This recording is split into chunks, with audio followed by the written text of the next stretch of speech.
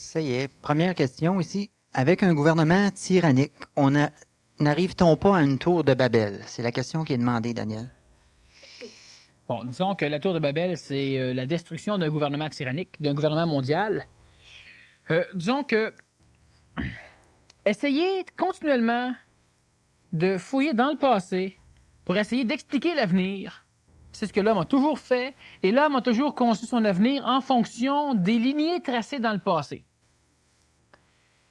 À un moment donné, l'homme va devoir éliminer le passé, se servir de son intelligence immédiate pour être capable de comprendre ce qui se passe présentement, pas juste observer ce qui se passe, mais comprendre ce qui se passe, et à partir de ce qu'il comprend, il devra déterminer, lui, l'homme intelligent, l'homme conséquentiel, celui qui est capable de connaître les conséquences de ses décisions, il devra déterminer ce qui doit être fait pour que, disons simplement, et ça, c'est pas encore compris, on va revenir sur ce sujet-là, mais pourquoi évoluer? Pourquoi on évolue? J'ai déjà dit que l'homme évoluait parce que l'homme est écœuré de souffrir. Bon, ça c'est vrai, c'est ce qui motive l'humanité évoluante d'aujourd'hui puis de l'Antiquité. Mais est-ce qu'on peut se dire, ouais, mais dans le passé, l'homme évoluait pour telle raison, fait que dans l'avenir, merde le passé, dans l'avenir, l'homme change, l'homme a changé, l'homme évolue, même s'il semble repasser sur les mêmes points d'évolution de l'Antiquité, il est toujours sur une octave supérieure. Alors, on peut pas dire, tiens, je suis au-dessus de la maison que j'habitais quand j'étais petit, donc je suis dans la maison. Non, tu es au-dessus de la maison. Tu es approximativement à la même place dans le temps et l'espace. L'espace, là, c'est pas infini l'espace, ça n'existe pas l'espace. Fait que vu que ça n'existe pas, même si on pense que ça existe, veut pas, l'homme repasse toujours par la même place à un moment donné. Parce qu'il ne peut pas passer par d'autres places. Alors, ce qui fait que dans l'évolution cyclique des êtres évoluants, si on parle par exemple de l'âge de fer qu'on vit présentement, le téléyoga, on est dans l'âge de fer, on tombe dans l'âge d'or d'ici peu, de l'âge d'or, on passe dans l'âge d'airain, dans l'âge d'argent, dans l'âge d'argent, on tombe dans l'âge d'airain, l'âge d'airain, on retombe dans l'âge de fer, un âge évoluante, on retombe dans l'âge d'or. On passe pas par les mêmes schémas d'évolution, on passe par les mêmes terminologies d'évolution, complètement différents. Alors, si on essaie continuellement d'expliquer ce qui se passe à partir du passé ou ce qui va se passer à partir du passé, à partir de nos mémoires, c'est de faire fi continuellement de notre intelligence qui est conséquentielle, l'intelligence de l'homme nouveau, et de vouloir continuellement mettre de l'importance à notre intellectuance, à ce que nous savons. Et si l'homme n'arrive pas à développer, et ça se développe mal, tout croche, mais facilement et rapidement chez l'homme, la capacité d'être intelligent, pas d'être intellectuant. Si l'homme essaie continuellement de raisonner l'avenir à partir du passé, qu'est-ce qui peut raisonner? Certains vont dire, ben oui, mais il faut bien qu'on serve de l'expérience. Parfait. Tu peux parler comme ça à une maudite condition, c'est que toute l'expérience planétaire, tu la connaisses. Puis que tu puisses t'en servir tout de suite. Sinon, ton raisonnement, il vaut pas de la merde. Il est jamais bon. Qu'est-ce qui peut valoir ton raisonnement s'il te manque les 99% du passé planétaire? Tu dis, ouais, mais tel peuple a fait telle chose, ça je le sais, donc ça veut-tu dire que... Puis tout le reste que tu sais pas, ben tu t'en sers même pas pour juger le futur ou le présent. Ben ton raisonnement vaut rien. Il peut pas valoir quelque chose. Parce que pour que ton raisonnement vale quelque chose, si tu te sers du passé, faut que tu ailles en toi tout le passé planétaire. De tout le monde, sous tous les plans, matériel, vital, psychologique, mental, toutes les inventions, toutes les recherches, toutes les guerres, tout. Et là, je peux dire, connaissant le passé planétaire de A à Z, je peux dire que telle chose, c'est déjà passé, et ça s'est passé comme ça parce que ça. Mais si je connais juste des bribes du passé, comment je peux dire, un tel a fait ça, puis ça donnait ça? Connais-tu tout à 100% le contexte de ce général, de tous ceux qui l'ont entouré, de tous ses ennemis, de tout ce qui s'est passé, des vents de l'époque, de qu'est-ce qui a fait que ces voiliers ont pas pu prendre la mer, de toutes les maladies, du chien avec la rage qui a mordu un de ses sous-officiers puis qui en est mort? Connais-tu tout pour dire que présentement, nous faisons la même chose? Non. Alors donc, le passé, pour comprendre ce qui se passe présentement, ça sert à rien. C'est pas bon. Ça vaut rien. C'est une expérience Une éducation qui a permis à l'homme de cristalliser son ego, qui a permis à l'homme de se donner l'impression qu'il a des bases solides, qu'il a une certaine forme de sécurité.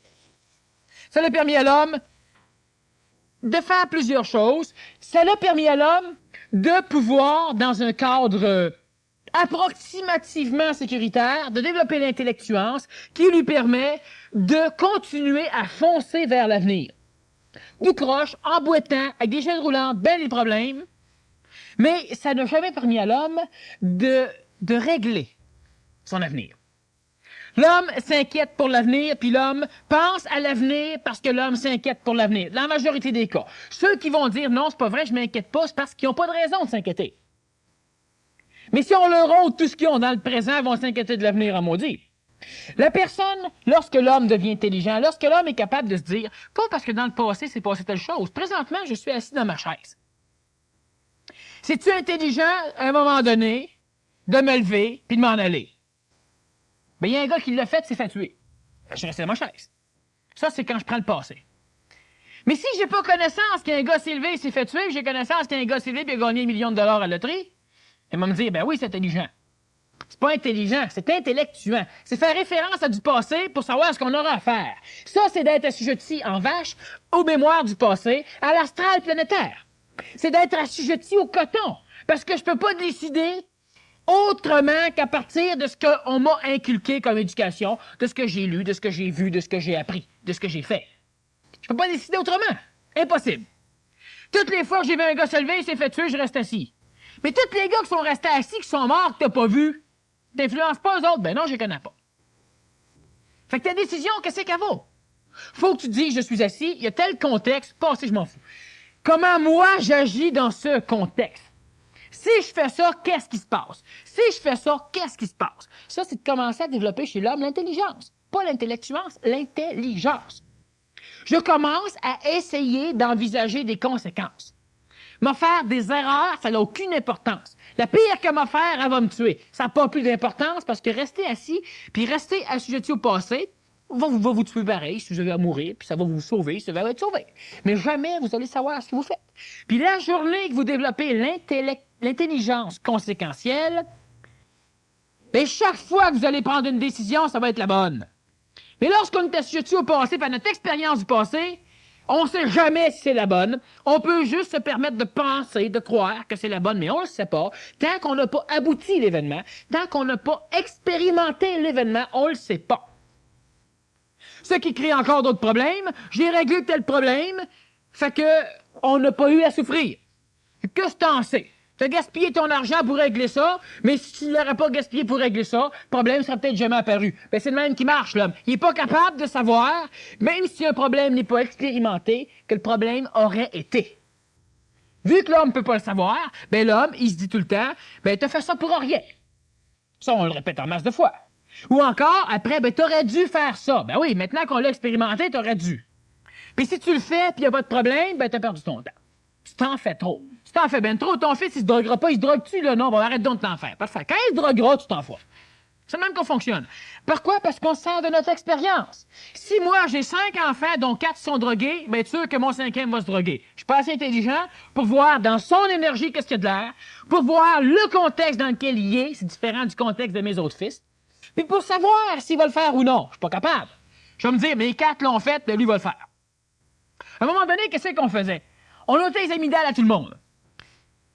Pourquoi? Ben parce que c'était prouvé que l'amygdale, à un moment donné, elle s'enflammait, ça créait une amygdalite, il fallait opérer. Fait que tant qu'à se faire opérer, on passe au cash. Chaque fois qu'une personne se faisait opérer, on y ôtait les amygdales. Jusqu'à un jour, on a découvert que c'était pas nécessaire, que c'était utile. À un moment donné, on faisait la circoncision aux hommes. À tout le monde, sans problème. Pourquoi? Parce que dans l'Antiquité, les hommes souffraient de phimosis. Alors, la religion, à l'époque, a institué la circoncision pour que l'homme ne soit pas stérile rendu une fois adulte et pour qu'il puisse procréer. C'était intelligent. Mais lorsqu'on a inventé le savon, les débarbouillettes, la propreté, c'était plus nécessaire. Mais ça, ça va pas. On continue à chopper. Ça allait bien. Bon. Mais c'est tout ça qui se passe. Et tant que l'homme va s'évertuer à rester un homme piscéen et pas à être un homme nouveau, pas à essayer, quand je parle de l'homme, je parle de la femme, à essayer d'être conséquentiel, d'étudier pourquoi il prend cette décision-là. On prend toujours une décision parce qu'on pense que c'est la meilleure. Mais pourquoi qu'on pense que c'est la meilleure? On va rarement plus loin que ça. On n'est pas conséquentiel. Mais c'est parce que l'expérience me dit, mais lorsque une parcelle de l'événement change puis que tu ne le sais pas, ton expérience est plus bonne. Tu as une faculté d'adaptation qui te permet de t'adapter aux parcelles différentes d'événements pour adapter ton expérience. Ça va. Mais lorsque ça change subitement et plus que tu pensais, c'est fait. Alors donc, le gouvernement tyrannique. Quand je parlais tout à l'heure de gouvernement tyrannique, je voulais bien dire que le gouvernement mondial, s'il serait instauré immédiatement, ça devrait être un gouvernement tyrannique. Parce que l'homme n'est pas conséquentiel. L'homme, il veut pas penser à demain, l'homme, il veut penser tout de suite. Si on parle de gouvernement conséquentiel, on commence, par exemple, par parler de santé. Ça coûte cher, la santé, parfait. Alors, on va éduquer la population à être en santé. La population veut pas. C'est-à-dire que la population veut, mais la population veut pas payer pour. La population, elle veut être en santé. Et pour être en santé, elle va dire, fournissez 20 fois plus de médecins, trouvez de nouveaux médicaments, fournissez-nous des cures, guérissez-nous, et nous allons être en santé. Voilà, c'est ça qu'on demande. C'est pas intelligent, c'est stupide. Parce que chaque individu reste assujetti à des médecins, à des techniques de cure, à des médicaments, à de l'expérimentation, à des erreurs. Hein? Sachons qu'au Canada, l'an dernier, il est mort autant de monde dans les hôpitaux suite à des opérations non nécessaires qu'il y en est mort dans les accidents d'automobile au Canada. Des opérations non nécessaires. Ben c'est ça. La population elle demande des chirurgiens. On a des chirurgiens pour chirurgie. Mais si on dirait, nous allons éduquer la population à être en santé. Ça veut dire qu'à partir de X temps, on interdit la cigarette, on interdit tout ce qui est nocif dans l'alimentation, le Coke, le 7-Up, un paquet de bébelles, on interdit tout ce qui est nocif, puis on met sur le marché des choses qui sont bonnes. C'est moins bon au goût, on s'en fout. C'est pas le goût qu'on veut éduquer, il est suffisamment éduqué, le goût. Tellement éduqué qu'on est capable d'épicer des viandes qui sont avariées, puis on peut les manger puis on les trouve bonnes. On n'est pas capable de savoir avec notre goût si la viande est bonne ou pas bonne. On n'est même pas capable, on fume pour la première fois puis on s'étouffe. Mais on s'habitue. On prend de l'alcool puis ça nous brûle la gorge, mais on s'habitue. Et on a un bon goût qui est développé en tabarouette, c'est super. Alors, à un moment donné, ben, on décide pour l'homme qui est incapable ce qui est bon pour lui. Mais on sait ce qui est bon pour lui. Puis l'homme, il pourra pas dire que c'est faux, il va dire c'est vrai. Mais j'ai mon droit de choisir. La liberté du choix, c'est quoi? Et quand le gouvernement a obligé l'homme à s'attacher après son banc, quand le gouvernement a obligé les hommes à mettre un casque quand ils embarquaient sur une moto, on a rouspété. La liberté de mourir, on n'a pas le droit de l'avoir. J'ai pas le droit de rentrer dans un char et tuer quelqu'un. J'ai pas le droit, ça. Mais le gouvernement a décidé pour le peuple, puis il a dit, vous avez le droit de vous tuer. On a fait des métros pour ça. Bon, c'est pas fait pour ça, mais enfin, on peut nous en servir. Mais une chose qui est certaine, c'est que vous n'irez plus vous tuer dans vos chars, moins souvent, en tout cas, disons qu'on essaye lentement de restreindre. Et puis l'homme ne comprend pas. On a encore des personnes qui ne s'attachent pas parce qu'ils ont un orgueil qui dit que je suis libre. T'es libre. Je sais, j'ai été ambulancier 50 ans. Puis on a ramassé du monde libre dans le camion des nôtres, dans le fossé, et vers sur un poteau. Ils étaient libres. Libres, ils ont parti souvent comme les oiseaux. C'est pas la vitesse qui tue, c'est l'arrêt brusque. Ça, on le sait, c'est prouvé. Bon. Puis quand son mort est tempé dans un mur, il était libre, il était mort, il était libre. Très bon, très orgueilleux. Alors, des cervelles d'orgueilleux, on l'a ramassé. Mais lorsque le gouvernement a obligé le port de la ceinture parce que le gouvernement payait. C'est pour ça qu'il l'a fait, parce qu'il payait. Le ministre était peut-être humain, peut-être qu'il a compris, mais ça a pas assez parce que le gouvernement qui payait pour sauver de l'argent en attachant le monde après l'humain. Ça créait de l'emploi, on a fabriqué de nouveaux tissus, les ceintures. Bon. C'était économique. C'était même écologique, c'était intelligent, c'était tyrannique. On a chialé en masse. Présentement, il y a autant d'accidents. Il y a beaucoup moins de mortalité, puis il y a beaucoup moins de blessures graves. Ah, il y en a qui se plaignent, je me suis cassé la clavicule à cause de ma ceinture. C'est vrai, pas de ceinture, t'aurais rien eu. 5 000 $ de plus, pas de ceinture, tu te tuais, fait que ta ceinture, t'avais toujours une fracture de la clavicule, le reste allait bien, par exemple. Hein? On a un humoriste qui l'a déjà dit. Il y a un gars qui est mort, il était attaché. S'il n'aurait pas eu sa ceinture, il serait pas mort. Donc, c'est une raison pour dire que ta ceinture tue. Un jour, il y a un gars qui a sauté en parachute, le parachute s'est pas ouvert, il est arrivé en bas puis il s'est pas tué. Ça veut dire que sauter, pas de parachute, ça nous permet d'être vivants. Puis il y a un gars qui a sauté, son parachute s'est ouvert puis il s'est tué. Sauter avec un parachute, ça tue. C'est la même chose. Fait que la ceinture, elle en a tué un, ben le gars il a sauté avec un parachute puis il est mort. Le parachute, ça tue. Tu sautes, t'as de parachute, t'es vivant. Puis il roule pas de ceinture, t'es vivant. Bon, ça c'est la logique humaine, c'est la logique de l'expérience. Mon chum, moi, il est tombé dans un ravin, c'était plein d'eau, puis il est mort noyé parce qu'il est resté attaché. Fait que l'expérience du passé enseigne à l'homme que la ceinture est pas bonne. C'est évident. Parce que quand t'es vivant, puis que t'as ta ceinture, tu peux-tu dire que c'est ta ceinture qui t'a sauvé la vie? Ben non. Qu'est-ce qui dit que pas de ceinture, je serais pas mort? Rien. C'est ça qui est le problème d'expérience de l'homme. Il aurait eu besoin d'expérimenter la mort pour dire qu'effectivement, la ceinture l'aurait sauvé. Mais vu qu'il est vivant, il ne sait pas si c'est à cause de la ceinture ou à cause de son habilité à se tenir par le volant. Il ne sait pas. Fait que l'homme a besoin de l'expérience. Puis tant qu'on va se baser sur l'expérience du passé pour déterminer si on est intelligent ou non, on va être intellectuellement, on va être des fous, c'est des imbéciles. Là, on va avoir besoin d'un gouvernement divin pour venir diriger la planète au nom de l'homme, d'un gouvernement extraplanétaire ou de n'importe quoi. Mais effectivement, présentement, l'homme aurait besoin d'un gouvernement tyrannique parce que l'homme le sait, mais l'homme n'a pas la volonté d'appliquer ce savoir. L'homme a la volonté de se laisser appliquer. L'homme a la volonté de se laisser régir par ses émotions, par ce qui se fait chez les autres. J'embarque dans mon char, ben ma ceinture, lui, il la met pas, puis il a l'air tough. J'ôte ma ceinture. Quand on a un accident, ben la place du mort est là, le tough, il est mort. Il a toujours l'air tough, mais c'est plus laid, puis ça pue.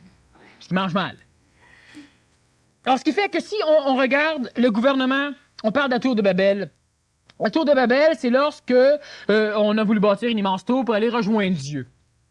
Et pour punir l'homme, la tour a été démolie et l'homme a perdu le langage qu'il avait, qui, à l'époque, si on regarde au niveau de la Bible, c'est quelque chose. La Bible, elle relate des faits historiques, colorés, pour permettre à ces faits d'être conservés par une collectivité religieuse pour ne pas que celle-ci les déforme trop et les élimine complètement.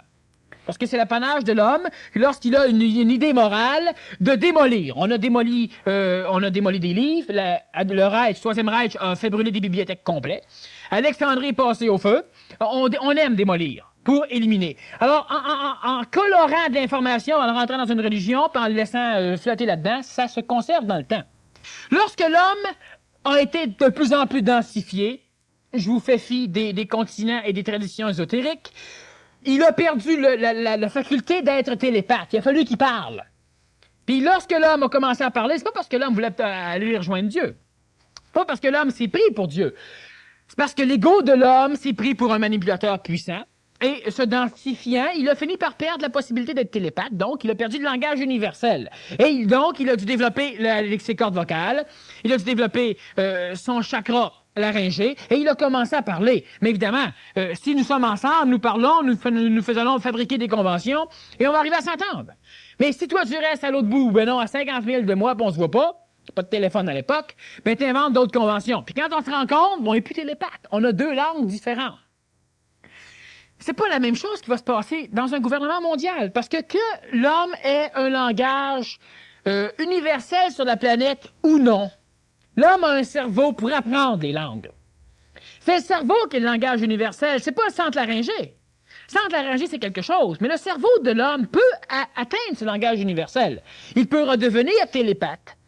Une télépathie mentale qui va permettre à l'homme d'avoir un échange instantané. Mais c'est pas une langue orale. Une langue vibratoire, possiblement. Une langue cérébrale, possiblement. Pas une langue vibratoire. Alors, ce qui fait que si on a un gouvernement mondial, premièrement, on ne doit pas le critiquer en fonction du passé. Il n'y a jamais eu de gouvernement mondial. Il y a eu des régisseurs qui ont régi l'homme planétairement. Il y a eu les forces géoviques, Jéhovah entre autres, qui a été un organe pour instaurer des lois sur la planète. Donc, c'est un tyran, Jéhovah. C'est un être lunaire, c'est un être qui a évolué dans le contexte, disons, galactique, et qui a eu comme fonction d'instaurer des lois sur la planète. Il a instauré des lois. Certains maintenant se vouent à Jéhovah, d'autres se vouent à Yahvé, d'autres se vouent à l'islam, d'autres se vouent à d'autres choses. Mais ce contexte de loi, ce contexte légal était essentiel. C'est un contexte tyrannique. Mais aujourd'hui, l'homme Et en passant, Jéhovah est un être relié à l'homme. Aujourd'hui, l'homme est capable de comprendre ce qu'il ne pouvait pas faire avant. Mais il ne faut pas que l'homme essaie de comprendre à partir de ce qu'il n'a pas pu faire. Il faut que l'homme s'assoie, puis que l'homme observe, que l'homme, de par son observation, comprenne ce qui se passe. Là, tout de suite. Pas à partir de ce qui s'est passé. Tout de suite, là. Puis quand l'homme comprend ce qui se passe là, l'homme peut dire est-ce que c'est correct ou non. Pas à partir du bien et du mal. Pas à partir de son fichier d'éducation, parce que là, l'homme, il se leurre, l'homme, il se fourre. L'homme est encore trompé par le passé. Et c'est de l'avenir qu'il faut aller, pas dans le passé. Puis pas continuellement essayer de transposer notre sécurité du passé dans l'avenir pour se sentir bien. Alors, si on parle de gouvernement mondial, on ne peut pas l'aborder à partir de ce qui s'est passé. À partir d'Adolf Hitler, à partir du Troisième Reich. Ce qu'Adolf a fait, c'est zéro. Cela devait être fait parce que cela a obligé l'homme à se mélanger au niveau des races. Ce que l'homme ne voulait pas faire. L'homme était raciste. L'homme est encore raciste. Mais l'homme, il est fourré en maudit. L'homme, il est bien plus perdu aujourd'hui. L'homme, il est bien plus ramassé. Parce que l'homme, il est raciste, mais il peut plus dire, c'est ce peuple que je n'aime pas. Maintenant, l'homme est obligé de dire, c'est celui-là que j'aime pas. Parce que les races que t'aimes pas, ben, tes voisins en font partie, maintenant. Le juif que t'haïs, il y en a dans ta rue. Le noir que t'aimes pas, il y en a dans ta rue. Il y en a même dans ton bloc.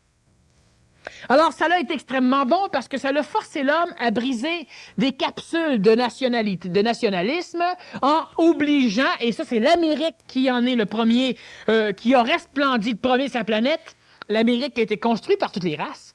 Et l'homme aujourd'hui est obligé de perdre ce racisme. Il le cultive encore parce qu'il s'attache à son passé. Bon, dernièrement, j'ai un de mes amis, d'ailleurs c'est un ami très proche, c'est mon frère, qui a rencontré un juif. Et ce juif déteste l'Allemagne. Pouvoir le faire, il irait exterminer les Allemands. Et que reste-t-il des Allemands qui ont fait la guerre? Pas grand-chose. Ça n'a aucune importance.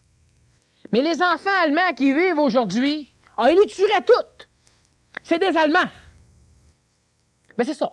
Il se fie à l'expérience du passé, il se fie, et son raisonnement, il est bon. Il est bon par rapport à son point de vue. Et tant que l'homme va raisonner à partir du passé, à partir de l'ignorance qu'il a des mécanismes du passé, l'homme pense qu'il raisonne à partir de ce qu'il connaît. L'homme, il raisonne en réalité à partir de ce qu'il ne connaît pas. Parce que c'est tout ce qu'il ignore qui ne vient pas colorer sa décision. Et si l'homme connaîtrait tout le passé, il serait bien différent. Parce que le juif qui déteste tous les Allemands ne connaît rien de l'Allemagne. Il ne connaît rien de ce qui a motivé l'Allemagne. Il ne connaît rien du sionisme. Il ne connaît rien de tout ce qui s'est passé dans l'Antiquité. Il ne connaît rien de toutes ces religions qui ont barbarement converti les autres par la force. Il ne connaît rien de rien. Il ne connaît que ce que l'histoire, que la propagande sioniste, que ce qu'il connaît. Et tout le reste, il ne le connaît pas. Et au nom de ce qu'il connaît, il dit que l'avenir devrait être telle chose. Imaginez-vous qu'on n'est pas fort. Quand je vous dis que vous êtes assis sur vos chaises, et vous avez un jour une décision à prendre, pourquoi on doit toujours se référer au passé? C'est parce que vous refusez de vivre ce que vous êtes. Vous refusez d'être des êtres intelligents. Et automatiquement, vous n'êtes pas des êtres intelligents. Qui êtes-vous? Qui suis-je pour? Ben, vous êtes suffisamment puissant pour le faire, mais vous êtes trop con, souvent, pour admettre que vous êtes puissant pour le faire. L'homme n'est pas un imbécile. L'homme n'a pas besoin d'un gouvernement extraplanétaire. L'homme n'a pas besoin d'un gouvernement divin. L'homme est suffisamment capable de le faire. Sauf que l'homme préfère se dire, ben, mais j'ai pas l'éducation, j'ai pas l'expérience. D'un coup, je me tromperais. Ben, trompe-toi donc. Tant qu'à te fier à l'expérience trompeuse des autres, ben, fie-toi au moins à la tienne. Puis quand tu vas être capable de t'asseoir puis de regarder ce qui se passe, puis d'essayer de prendre des bribes d'informations dans l'avenir ou dans le présent, pour pouvoir déterminer une lignée dans l'avenir de ce qui devrait être fait, tu vas être intelligent. Puis ça se cultive tout seul, vous avez rien qu'à le faire. C'est facile. Alors donc, prendre le passé pour essayer de déterminer ce que pourrait être un gouvernement mondial, c'est pas juste. C'est pas correct, c'est de décolorer, c'est de dénaturer une possibilité qu'a l'homme. Dans le passé, l'homme ne se prenait pas en main individuellement. Alors, ne prenez pas ce qui s'est passé dans le passé où l'homme était réellement assujetti à une collectivité pour savoir, pour comprendre comment l'homme va vivre lorsque l'homme va être individuel. Un gouvernement tyrannique mondial, comme il va en avoir un dans l'avenir, ne sera pas tyrannique. J'ai bien dit qu'il serait tyrannique si on l'instaurerait aujourd'hui. Il ne sera tyrannique. Il ne sera pas tyrannique pantoute, parce qu'il sera suffisamment vicieux pour faire croire à ceux qu'il gère qu'il est d'accord avec ce que les autres veulent. Puis il sera suffisamment propagandiste pour convaincre l'homme que ce qui est pas bon pour lui est pas bon pour lui. Puis ça, il sera suffisamment hypocrite pour convaincre l'homme que ce qui est bon pour lui est bon pour lui. C'est ça qu'il va faire, le gouvernement mondial. Il ne sera pas tyrannique. Il n'ira pas avec un arme à feu dire ton bol de pinot que tu prends n'est pas bon. Il y a du sulfure de calcium dedans. T'en prends plus, sinon je te tue. Pas ça, un gouvernement mondial intelligent. Pas ça, pas tout. Mais lentement, il va trouver des mécanismes économiques qui vont permettre à la compagnie qui met du sulfure de machin chouette dedans parce que le bol de pinot, il a un meilleur goût. Il va trouver des mécanismes économiques qui vont permettre à ce bonhomme-là de ne plus en mettre. Parce que la population, lorsqu'elle va décider qu'elle achète plus des choses mauvaises, ben le gars ne vendra plus de bol de pinot. Il va falloir qu'il se transforme. Puis ça, c'est la collectivité, c'est l'homme, c'est vous autres qui avez ce pouvoir-là, un pouvoir, une puissance incroyable, une puissance terrible, et qu'on ne veut pas, on veut pas vous instruire que vous avez cette puissance-là pour la simple raison qu'elle est trop forte, la puissance. Alors, si un jour vous avez des... Qu'est-ce que c'est d'être intelligent? Mais c'est facile, c'est simple, c'est trop simple, mais c'est simple. Regardez simplement ce qui se passe dans votre alimentation chez vous. C'est terre à terre, commençons terre à terre, parce que c'est ça qui vous permet de réfléchir, c'est comment vous êtes nourri. Ce qui se passe dans votre corps. Qu'est-ce qui est bon puis qu'est-ce qui est pas bon? Certains vont dire, ouais, mais un jour, la science dit que c'est pas bon, puis 2 ans après, la science dit que c'est bon. Je le sais, c'est évident. Mais c'est pas grave. Permettez-vous ce genre d'erreur. Permettez-vous-le. Puis plus il y aura de monde dans la société qui va permettre ce genre d'erreur, mais moins ça va coûter cher à l'individu qui va vivre l'erreur. Alors vous regardez et vous éliminez tout ce qui n'est pas bon. Faites rien que faire ça quand vous rentrez chez vous, là, puis commencez à diviser votre garde-robe alimentaire en 2. Ce qui, officiel, est bon pour la santé et ce qui est douteux ou pas bon pantoute. Facile d'être intelligent. Puis agissez en fonction de tout ça. Puis là, vous allez découvrir c'est quoi l'astral, puis c'est quoi la manipulation, parce qu'il y a des choses que vous allez dire... Bon, de temps en temps, un petit luxe, hein, c'est pas grave. Puis ça, ben ça, c'est 15,95 le bocal. Je suis pas pour le jeter. Puis ça, checkez bien, vous allez découvrir c'est quoi la manipulation. Puis qu'est-ce que je veux dire quand je parle d'intelligence et d'intellectuance. Là, vous allez raisonner pour trouver une excuse à ce qui est pas bon. Puis l'intelligence n'est jamais diplomate. Il y a seulement la psychologie qui est diplomate. Elle va dire, mais ça, c'est pas si grave, ça, c'est moins bon. Puis vous allez voir qu'il n'y aura pas grand-chose, en fin de compte, qui sera pas bon. Quand au départ, ben des choses n'étaient pas bonnes. Puis regardez tout votre plan de vie présentement. Faites juste, puis c'est pas compliqué, ça casse pas la tête. Ça casse pas la tête. Faites-le de temps en temps. Vous savez qu'on a une tradition au Québec qui est une tradition, fait qu'on la fait par tradition, on la fait pas parce que c'est intelligent, parce qu'on comprend quelque chose, qui fait qu'au jour de l'an, on prend des résolutions. Et le 5 de l'an, ben, on les oublie. Ça fait partie de la tradition. C'est traditionnel d'en prendre et de les oublier. Puis on peut se permettre d'en prendre parce qu'on sait qu'on n'est pas tenu de les maintenir. Soyez intelligent 5 secondes dans votre plan de vie, dans n'importe quoi. Continuellement. C'est pas nécessaire de voir ce que le voisin fait. Vous êtes capable de savoir. Vous êtes capable de vous asseoir, de regarder, d'observer, de ramasser de l'information. Je devrais-tu acheter un chat ou un chien? Bien, observez. Puis si vous vous trompez, bien, vous vous tromperez.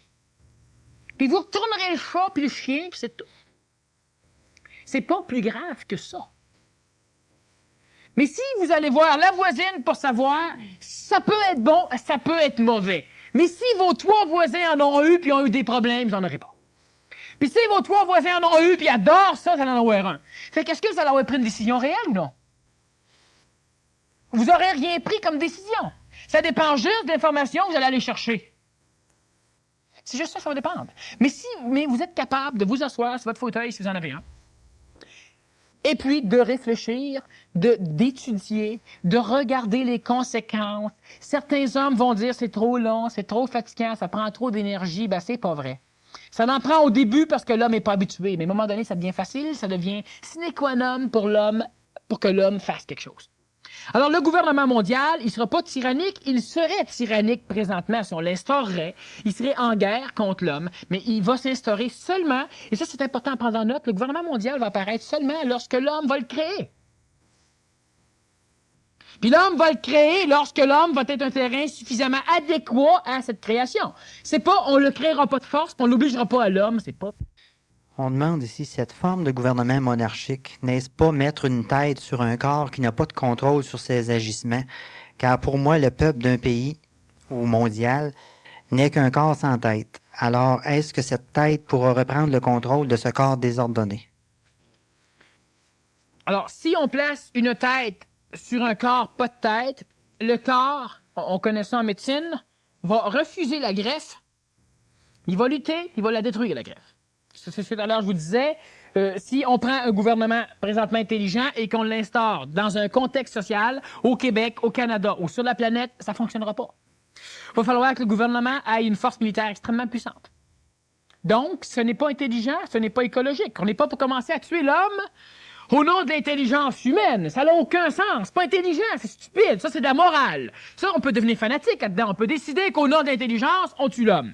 Comme on peut dire qu'au nom de la vie humaine, on tue l'homme. Bon, ça, on en a fait souvent. On a vécu cette expérience-là souvent.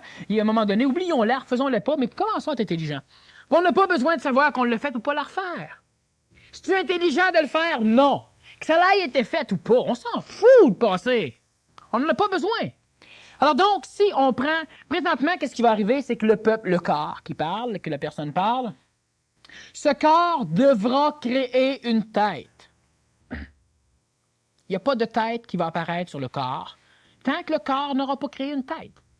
Tant que le peuple d'un pays ne sera pas suffisamment conséquentiel, ne sera pas suffisamment intelligent, il ne pourra pas avoir de gouvernement intelligent. Le gouvernement est placé là par le peuple. Et si on a un gouvernement dictatorial qui renverse la place, qui renverse le gouvernement en place et qui s'instaure, ça ne marchera pas non plus. Parce qu'on a... Ça marche dans les pays sous-développés, mais quel gouvernement intelligent va aller se placer au Bangladesh? Il n'y a rien à faire au Bangladesh. Il n'y a rien à faire. Il ne peut pas remonter le peuple parce qu'il n'y a rien pour le faire. Un gouvernement intelligent devrait se placer dans un endroit où il y a de la puissance. Parce que le contexte planétaire va être amélioré par la puissance, c'est-à-dire par ceux qui ont de l'énergie. Pas de l'énergie pétrolière, de l'énergie totale. Mentale, vitale, matérielle, toutes les formes d'énergie, où il y a de la puissance. Pas de la puissance égoïque, de la puissance réelle. Alors donc, si présentement ici on a un gouvernement qui bouleverse le gouvernement canadien, un gouvernement militaire qui prend la place, bien on est suffisamment énergisé dans notre expérience, dans notre liberté illusoire potentielle, qu'on va nous-mêmes créer une guérilla, puis on va renverser le gouvernement tout de suite. Alors, ce qui fait qu'on ne peut pas, et ça ne se fera pas comme ça, on ne peut pas imposer à l'homme un gouvernement mondial, on ne peut pas imposer à l'homme un gouvernement intelligent. Il va falloir que la Terre se prépare. Que ce soit l'Apocalypse qui prépare la Terre, que ce soit l'homme qui, par son intelligence, prépare la Terre, que ce soit des cataclysmes, que ce soit ce que vous voudrez. Mais présentement, l'homme n'est pas prêt à ce qu'on instaure un gouvernement mondial, ça c'est évident, et l'homme n'est pas prêt à ce qu'on instaure un gouvernement intelligent. Ça va se faire. Vous avez juste, l'homme, la collectivité, l'homme individuel, a juste à s'asseoir chez lui, sur ses fesses dans sa chaise, pas ses fesses d'un autre. Bon, donc ça, ça fesses d'un autre, mais pour réfléchir, ça nuit. Il s'assoit sur ses fesses, dans son corps, il est lui-même, et lui-même observe ce qui se passe dans sa vie, et lui-même essaie de voir pourquoi ça se passe dans sa vie. Il va voir que c'est un peu à cause des autres. Bien, à cause des autres, c'est l'écosystème dans lequel il vit. C'est le système écologique dans lequel il vit. Et il ne peut pas dire c'est la faute de l'autre. Il peut dire que l'autre agit comme ça parce que c'est ce qu'il fait, puis moi, je n'ai pas prévu qu'il était pour le faire. Et en fonction de ce qu'il fait, je vais agir de telle manière. Regardez simplement. Combien de personnes parmi vous, de temps en temps, voyagent avec quelqu'un d'autre? ou font des affaires avec quelqu'un, ou sortent avec quelqu'un, ou couchent avec quelqu'un, ou font quelque chose avec quelqu'un, et qui après disent elle n'a pas changé, ou il n'a pas changé, il est toujours pareil. Tous les fois que je voyage avec, c'est la crise, c'est la chicane. Tous les fois que je couche avec, le même matin, c'est ici, c'est ça, il me demande un mariage. Il n'a pas changé. Puis on chiale. Mais vous le connaissez, cet individu-là. Si vous faites une relation avec un voyage en affaires, en amour, n'importe quoi, vous le connaissez, le contrat que vous prenez avec. Pourquoi vous chiolez après que lui a respecté son contrat? Si vous voyagez avec quelqu'un, puis tous les fois vous arrivez dans un autre pays, à pogne la touristop, et vous n'aimez pas ça, mais voyagez plus avec. Chiolez pas qu'elle change pas. Vous le savez d'avance qu'elle a ça. Puis vous prenez, puis vous y allez, puis après ça, vous l'engueulez. Bien, c'est ça que l'homme, c'est même que l'homme fonctionne. On s'allie avec un parti, alors qu'on connaît le parti, et on espère qu'il ne fera pas comme d'habitude. C'est même qu'on marche. On espère. Mais si l'homme s'assoit dans sa chaise, il ne dira pas c'est à cause de lui que je suis malheureux. Non. Tu sais comment il est, tu veux voyager avec, ben tu sais qu'est-ce qui va se passer. Ben prévois-le comme du monde, puis tu n'auras pas à chialer si ça se passe, c'est convenu. Tu vas dire, bon, parfait. Là, il commence à critiquer, à chialer, et c'est tabarnouche. Hein? J'avais prévu, c'est bon. Puis là, vous pouvez prévoir quelque chose pour lui expliquer. Là, vous pouvez être conséquentiel. Mais vous ne serez pas malheureux parce que c'est crime. Vous avez raison. Mais tant que l'homme s'évertue continuellement à espérer que l'autre va changer, selon ce que ses goûts à lui, selon ce que lui veut, il n'est pas conséquentiel. Alors donc, on ne peut pas placer un gouvernement conséquentiel sur un peuple qui ne l'est pas, c'est impossible. C'est impossible, ça ne se fait pas. Il va falloir que le peuple mute. Qu'il y ait une mutation du corps pour qu'une tête apparaisse. Et la tête ne sera pas un gouvernement comme on le conçoit, ça va être un gouvernement qui va surtout servir à coordonner des efforts, à coordonner des travaux, parce que le peuple intelligent va savoir ce qu'il a à faire, va savoir pourquoi il faut le faire. On n'aura pas besoin de police pour dire à quelqu'un qu'il doit faire quelque chose. Il y a une seule intelligence, il y a une seule écologie, il n'y en a pas 50, il y en a une. Puis il y a une diversité dans le reste. Présentement, on est dans le reste. Et on ne peut pas obliger l'homme qui ne peut pas comprendre l'écologie. Imaginez-vous, moi j'ai connu quelqu'un qui avait un chalet dans le bois, en plein bois, et qui avait un poêle à bois. Et c'était son malheur. Alors, il sortait de temps en temps, l'hiver, et il allait couper l'arbre dans sa cour, l'autre arbre là, l'autre arbre là, l'autre arbre là, c'est vrai ce que je vous compte là. Et aujourd'hui, il a un chalet, puis il n'y a plus d'arbres. Puis là, il ne va plus à son chalet parce qu'il est paresseux. C'est pour ça qu'il coupe les arbres dans sa cour. Mais comme il n'y a plus d'arbres dans sa cour, les autres arbres sont trop loin, ben, il ne tient pas à les couper là-bas, il va traîner jusque-là. Fait que là, il cherche une table pour se bâtir un autre chalet. Il trouve que c'est conséquentiel. C'est intelligent, c'est logique. Mais c'est pas conséquentiel. C'est conséquentiel dans son petit monde de lui, où si lui est capable de faire fi de l'écosystème extérieur, ce qui est stupide, ben là, il va dire c'est correct. Moi, j'ai de l'argent, j'achète un chalet, je coupe mes arbres, plus d'arbres à couper, ça reste trop loin, pas de problème. Je déménage, je vends mon chalet, je m'achète un autre chalet, je coupe mes arbres, puis quand j'ai plus d'arbres, je déménage. Le gars, il se trouve conséquentiel, il se trouve intelligent. Mais c'est pas intelligent parce que le gars vit en faisant fi de l'extérieur, des autres hommes. Si tout le monde fait ça, il n'y en a plus. Le gars va dire, ouais, mais tout le monde ne le fait pas, puis il y a même des nègres qui plantent des arbres, qui reboisent. Alors pourquoi je m'en ferais? C'est sûr que si on pense de même, il n'y a pas de problème. On continue à vivre dans le charabia, dans le mélange, dans le chaos, c'est même le cas de le dire, pour la simple raison que on se permet d'avoir différentes raisons, différentes idées raisonnables, différentes intellectuances qu'on ose appeler intelligence. On a différentes raisons. On a différents points de vue et au nom de la liberté de l'homme, de l'ego dans l'homme, pas la liberté de la planète, pas la liberté des insectes, pas la liberté des oiseaux, pas la liberté des montagnes, pas la liberté des richesses. Non, aucune liberté. Au nom de la liberté des désirs émotifs de l'homme, au nom de la liberté des peurs émotives de l'homme, au nom de ça. C'est rien qu'au nom de ça qu'on travaille, qu'on évolue. Au nom des peurs de l'homme, au nom de ses désirs psychologiques. On a fait des guerres au nom de la liberté. La liberté dans l'homme. J'ai peur que l'autre m'attaque. Je veux rester libre. Je le tue. C'est pour ça qu'on parle de liberté. Mais ça, c'est pas de l'écologie. Et si l'homme est écologique, l'homme est obligé de raisonner en fonction de l'extérieur. Je veux être libre, je veux traverser la rue quand ça me tente. Traverse-la. Puis un jour, ben, tu ne traverseras plus. À force de passer, ça va te repasser. Il y a un char qui va t'avoir aidé. L'homme doit faire attention à l'écologie et il ne doit pas bouleverser l'écologie en fonction de ses désirs, il doit bouleverser l'écologie en fonction de tout ce qui fait partie de l'écologie. J'améliore tout ou je touche à rien. Mais ça, le gouvernement mondial, le gouvernement intelligent, c'est ce qu'il va faire. Il va tout améliorer ou il va toucher à rien. Il apparaîtra pas. Alors, il ne rentrera pas en guerre contre des pays. Il n'ira pas tout démolir. Ce que là, il n'ira pas prendre le désert du Sahara pour en faire un jardin et un Éden. L'homme voit les déserts et l'homme se dit, on devrait avoir un paradis terrestre dans ces déserts. C'est bien correct. Mais il y a une chose qui est sûre, c'est que le désert, c'est une grande, grande plateforme jaune qui est chaude.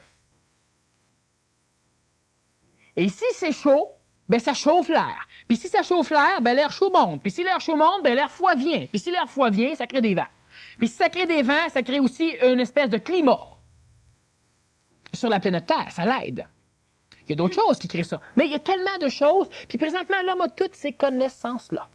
Alors l'homme, s'il réfléchit en fonction de la société planétaire, au lieu de réfléchir en fonction de lui-même ou de sa gang, ben, il n'y aura aucun problème. Puis vous êtes capable d'être intelligent, l'homme est capable, il y a un germe au Québec surtout, l'homme est capable de s'asseoir puis de regarder en fonction de ce qu'il veut puis de ce qu'il veut pas. Et présentement, l'homme ne le fait pas, l'homme fait 3 quarts ce qu'il veut pas puis 1 quart ce qu'il veut. Puis ça encore, c'est quand ça va bien. Ici, il est demandé si le gouvernement mondial sera-t-il modifié ou changé par la venue du Christ. Bon. La venue du Christ, ça peut être interprété de bien des façons. Une façon qui me plaît, pour répondre à la question, le Christ, c'est une énergie christique. Et la personne qui est investie de l'énergie christique est un Christ. Bon, comme le dit André, c'est pas ça qui se passe aujourd'hui. Ceux qui font mal, c'est des Christ, puis ceux qui font bien, c'est des bons diables. Mais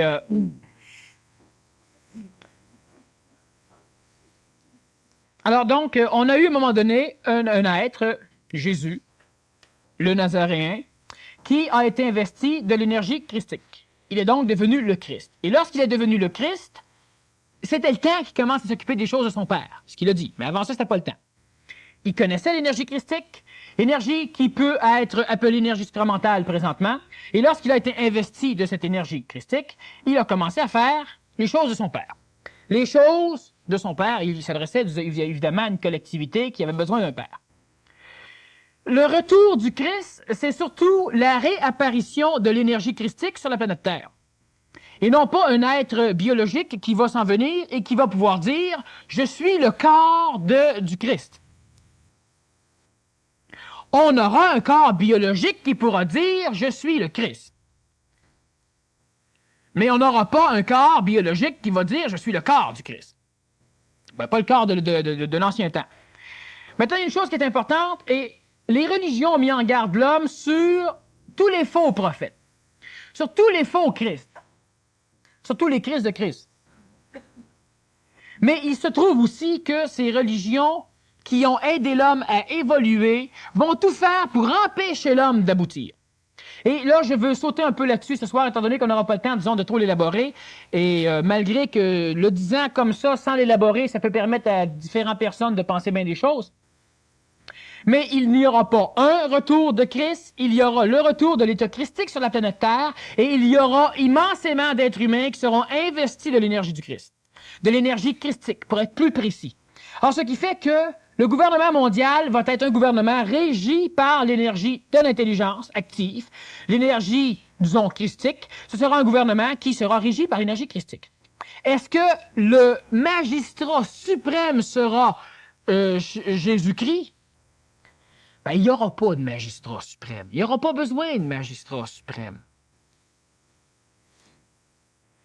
C'est pas nécessaire. Alors, le gouvernement mondial va être instauré par l'énergie christique sur le plan planétaire. Ce ne sera pas un gouvernement, il sera humain. Parce que faites bien attention que l'homme est quelque chose de supérieur à ce qu'il croit et que l'homme n'a pas Dieu en lui, mais que l'homme est un Dieu. Présentement, l'homme est un esclave. L'homme va devenir un dieu pour ce qui présentement l'esclavagie. Les dieux de l'homme vont un jour servir l'homme, parce que l'homme sera leur dieu. Enfin, c'est un inverse qui va se passer. Alors, au lieu de prier, on va se faire prier. Alors donc, le gouvernement mondial sera-t-il modifié ou changé par la venue du Christ? Le gouvernement mondial va apparaître seulement et exclusivement lorsqu'il y aura suffisamment d'hommes intelligents sur la planète. Et lorsque je parle d'hommes intelligents, je parle d'hommes conséquentiels. Je parle donc d'hommes écologiques. Qui dit écologique dit connaissant d'un plan présent et échelonné dans l'avenir. C'est ça d'écologique. C'est de savoir que si je fais quelque chose, ça va donner ça, ça va donner ça, ça va donner ça, ça va donner ça, et c'est bon. Donc, l'homme intelligent est un homme qui va être en relation avec le plan écologique que nous appelons spirituellement le plan divin. Et lorsque l'homme est en relation avec le plan divin, lorsque l'homme est intelligent, lorsque l'homme est conséquentiel, l'homme est investi de l'énergie christique, du savoir instantané. Alors donc, le gouvernement mondial ne changera rien, la venue du Christ ne changera rien, les deux sont la même chose. Je parle évidemment de l'énergie christique. Si certains veulent et attendent la venue d'un Messie, il va avoir un problème parce qu'il va y avoir plusieurs Messies, puis qui vont se contredire, spécialement pour plaire aux prophéties. Pendant que tu es dans ce sujet-là, la semaine dernière, on n'a pas eu le temps de répondre à ça, mais c'est quel lien qu'on pourra faire avec le gouvernement mondial puis le Québec? Puis les personnes qui ont cette parole, comme disait Nostradamus, qui est tranchante, qui tranche le vrai puis le faux, puis tout ça, tu sais. Si tu s'embarquer dans oui, les c'est que l'homme est tellement habitué, l'homme a tellement été instruit à être médiocre qu'on ne peut pas dire à une race, à une partie de race, on ne peut pas dire à une petite collectivité que c'est entre ses mains que repose telle chose. Si on peut dire à une race, parce que la race, il y a suffisamment d'individus dans une race pour dynamiser un égrégore qui va faire que la race, elle devient une race élue. C'est un peuple élu. C'est un peuple de Dieu. Et si on parle à une parcelle de cette race et qu'on dit qu'elle est un peuple de Dieu, elle ne pourra pas le croire parce qu'elle a trop été entraînée à ne pas croire à ça. Alors, il faut que tout le monde y croie pour qu'elle l'accepte. C'est l'intelligence collective, l'intellectuance collective. Alors, de dire qu'au Québec va naître le monarque, de dire qu'au Québec va naître la race qui va instruire le monde, de dire qu'au Québec, c'est une terre pas sainte, mais c'est une terre privilégiée, c'est compris, c'est accepté par certains qui ont un orgueil national, une fierté québécoise. C'est refusé par d'autres qui ont un orgueil placé ailleurs. Mais c'est rarement compris par un être québécois intelligent qui comprend qu'est-ce qu'on veut dire. Alors, si on parle de gouvernement mondial en relation avec le Québec, évidemment, on pourrait s'avancer dans des mécanismes qui pourraient dynamiser l'orgueil de certains. Et c'est dangereux parce qu'au nom du Québec saint, on peut faire une guerre sainte. Puis bloquer, comme l'Allemagne saint. Puis bloquer le germe qui est en train de naître aussi. Oui, alors exactement. Parce que l'Allemagne est entrée dans une guerre sainte, mais l'Allemagne, à l'origine, avait un contexte presque intelligent. Il y avait des connaissances. Les autres avaient compris l'intelligence de la science. Pourquoi avoir une science? Comment améliorer l'intelligence de l'expérimentation? Ils ont fait des expériences. À un moment donné, à cause de la guerre sainte, ils l'ont fait sur les hommes. Mais à l'origine, ils avaient compris les mécanismes de l'amélioration d'une race. Ils l'avaient compris. Et l'Allemagne a failli être un berceau. Mais c'était pas le temps, l'humanité n'était pas prête, elle a servi à d'autres choses. Ceux qui ont servi l'Allemagne ont servi en réalité le peuple planétaire. Mais à leur insu. Mais le Québec on doit faire attention avec ce genre de choses parce que que ce soit vrai ou que ce soit faux, si on dit que le Québec va être l'un des États souverains, donc reliés au gouvernement mondial, on peut dynamiser suffisamment d'individus pour lancer un djihad, donc une guerre religieuse, une guerre sainte, au nom, encore une fois, de l'intelligence, au nom de la sainteté, au nom de tout ce que tu voudras, parce que ça, les noms, on en trouve tout plein, pour se donner des raisons d'être, et on risque de créer des conflits qui vont éliminer ce noyau. Ce n'est pas une race fière qui doit diriger le plan planétaire. C'est une race intelligente qui comprend ce qui se passe. C'est pas une race orgueilleuse. C'est pas une race guerrière. C'est pas une race humaine dans le sens moral, humaine dans le sens une race qui souffre pour les autres. C'est pas une race de débiles qui va diriger le plan planétaire. C'est une race intelligente qui comprend l'intelligence de la souffrance puis l'intelligence de ne plus souffrir. Et lorsqu'un être apprend dans la souffrance, tu le laisses souffrir, tu lui tends des petites pièces pour qu'il puisse s'en sortir, mais c'est tout. Tu l'investis pas avec tes armées ou avec tes prêtres ou avec tes propagandistes pour lui dire qu'il est complètement con. Le peuple qui présentement a besoin de la souffrance pour purifier ce qu'il fait souffrir, tu le laisses souffrir, c'est normal. L'homme qui souffre, qui vient me voir et qui me dit « Solutionne-moi mon problème », ben moi je lui dis que présentement, ce que tu fais, c'est bien bon. Continue, tu vas t'en sortir, puis c'est vrai. C'est vrai qu'il va s'en sortir. Puis quand l'homme va arriver avec une solution, il va me dire, ça me tente de faire telle chose, qu'est-ce que t'en penses? J'en pense, ça a bien de l'allure. J'ai pas, moi, à décider pour l'autre ce que l'autre va faire. Tant que lui n'a pas l'intelligence de le décider, c'est qu'il est sur le chemin pour développer cette intelligence-là. Alors, je peux pas arriver puis lui dire, ben, ce que tu devrais faire, c'est telle chose. Il n'y a pas l'intelligence pour le faire. Ou il le fera pas, ou il va le faire parce qu'il me voue un culte. Parce qu'il me fait confiance, si vous préférez, mais c'est la même affaire. OK? Alors, ce qui arrive, c'est que lorsque tu entends quelque chose qui te semble intelligent, bien, c'est peut-être parce que tu es investi de ton énergie et tu as suffisamment d'énergie, de ton intelligence à toi pour voir la clarté ou l'intelligence de ce que l'autre dit. Mais c'est simple, l'intelligence, c'est simple. De tout connaître, c'est pas parce que l'homme, à un moment donné, réfléchit qu'il va être capable de réparer son char. Mais il va être capable au moins de voir bien des choses, puis il va être capable à la longue d'apprendre à faire la mécanique. Mais s'il n'y en a pas de besoin, c'est pas grave. La société qui fait que tu as un mécanicien pour aller faire réparer ton auto, c'est quand même intelligent. Mais à la condition que tu sois au moins capable de vérifier tes voyants lumineux quand tu allumes ton char, de pas pomper 20 coups, tu sais. Il y a des choses que l'homme fait qui sont en panne. Le batterie totale, ils ont laissé la lumière éteinte. C'est pas en faute du mécanicien, ça. Je sais bien que la science pourrait inventer une batterie qui marche sans an. Pour éviter que quand tu laisses ta lumière allumée dessus, ben, que tu aies une panne de moteur. Mais à la place, on devrait avoir des hommes intelligents qui sont conséquentiels, qui sont capables de gérer leurs affaires en fonction de l'écosystème. Ton auto, elle fait partie de ton écosystème. T'as pas d'essence, elle tombe en panne. T'as beau chialer, elle tombe en panne. Il y a plusieurs choses. Continuellement, tu dois travailler en fonction des autres. Pas en fonction d'aider l'autre. En fonction, mais ça, on va voir ça la semaine prochaine, surtout au niveau des échanges d'énergie, en fonction qu'un équilibre s'installe entre toi et l'extérieur. Pas entre toi et l'autre. Entre toi et l'autre. L'autre fait partie de l'extérieur. Mais entre toi et l'extérieur.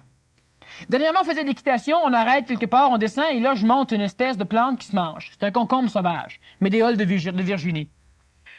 Et c'est l'horizon qui se mange.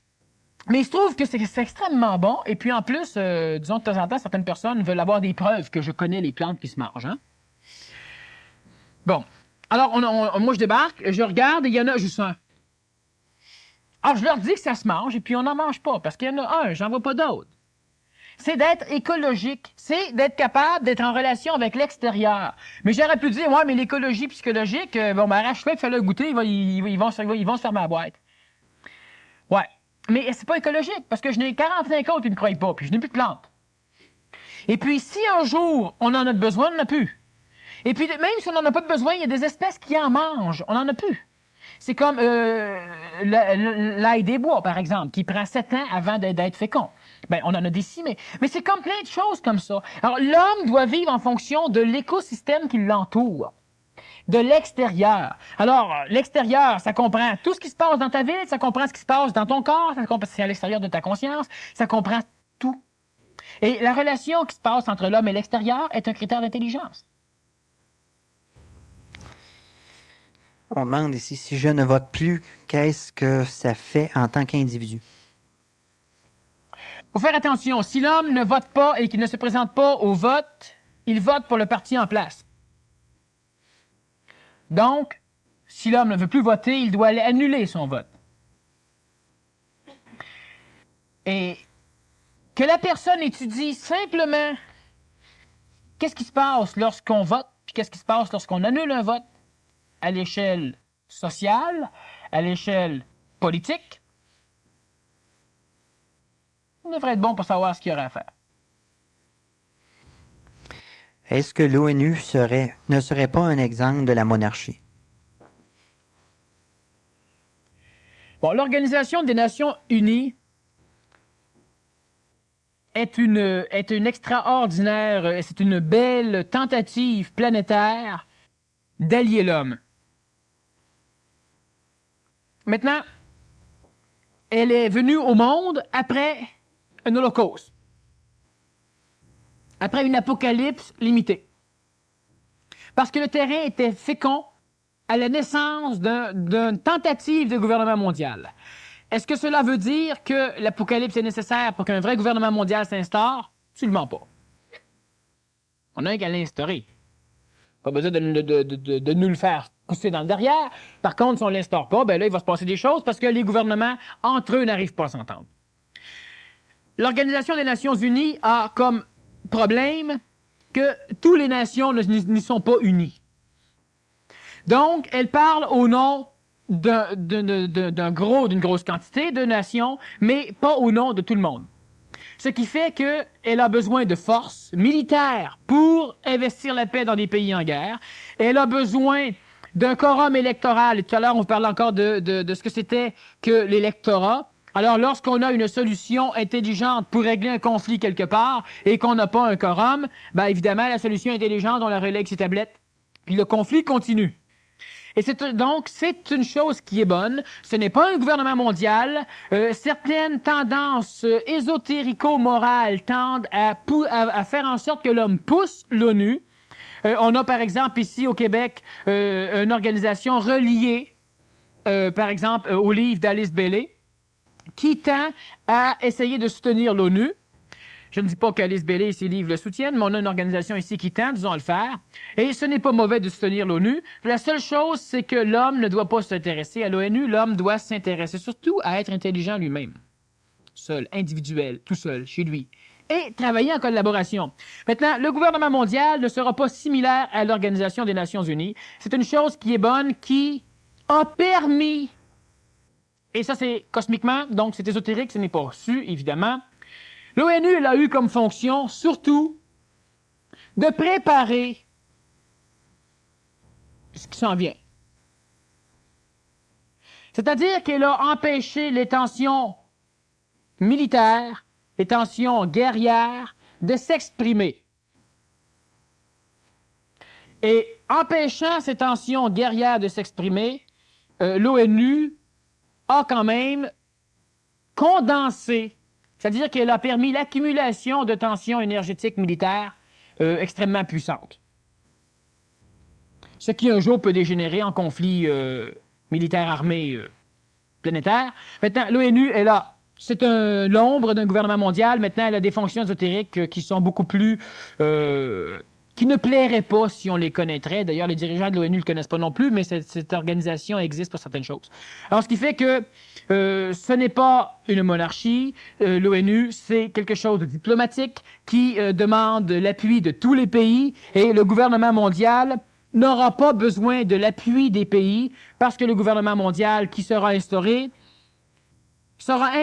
lorsqu'il n'y aura presque plus de pays.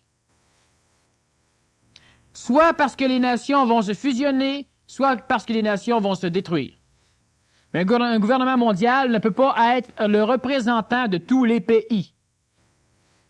Il doit être le dirigeant, le gouvernail de différents êtres intelligents, de différentes nations intelligentes. Et quand je dis nations, encore là, il n'y aura plus de nations, il y aura des contextes biologiques, il y aura des contextes géologiques, il y aura des contextes géographiques, il n'y aura plus de nations supportées par un drapeau. C'est-à-dire que quand je parle de contexte, l'ONU présentement tente de faire en sorte qu'un partage, disons que l'ONU c'est un gouvernement, une tentative de gouvernement mondial régi par le plan astral de la planète, par le plan spirituel de la planète. De ce fait, il ne peut pas être efficace à 100% et ça ne peut pas marcher. Le gouvernement mondial, la monarchie qui s'en vient, sera régi par le plan mental de la planète et non plus par le plan astral de la planète. Ce qui fait qu'il va fonctionner. Alors, au lieu de vouloir, par exemple, faire en sorte d'aider tel genre de pays, d'aider un pays qui souffre de famine, comme on le fait présentement, où on instruit les gouvernements à ne pas s'occuper de leur peuple parce que les gouvernements des autres viennent s'en occuper pour eux. Donc, où on ne règle pas une famine, mais où on entretient l'état de famine, presque de façon à pouvoir continuellement leur donner un peu d'argent. Et c'est ce qui se passe présentement. On n'a jamais solutionné aucun problème de famine. On ne fait qu'entretenir ces problèmes. Et l'ONU est une force qui permet à l'homme de croire en quelque chose, mais qui ne règle pas aucun problème. L'ONU n'a pas réglé grand-chose. Elle a réglé certaines choses dans le début de son apparition pour pouvoir prouver à la psychologie collective de l'homme qu'elle avait une efficacité. Et depuis ce temps-là, elle ne sert plus à rien. Merci beaucoup, Daniel. Je vous invite à la semaine prochaine pour une autre rencontre dont le titre sera, Daniel? Les échanges d'énergie. Échanges d'énergie. Merci bien. Bonsoir.